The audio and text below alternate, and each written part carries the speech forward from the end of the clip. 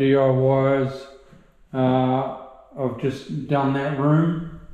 I've just got a couple of cuts there and going into the wardrobe, but I'll do that, I'll come back to that tomorrow when I can stand on the tiles. So now I'm into the next room. What I'm doing again is squaring it up. I've allowed 5 or 6 mil there.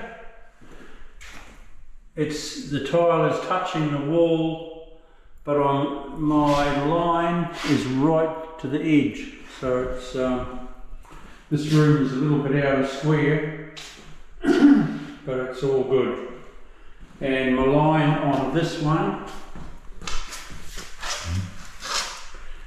is just on the edge of that tile. So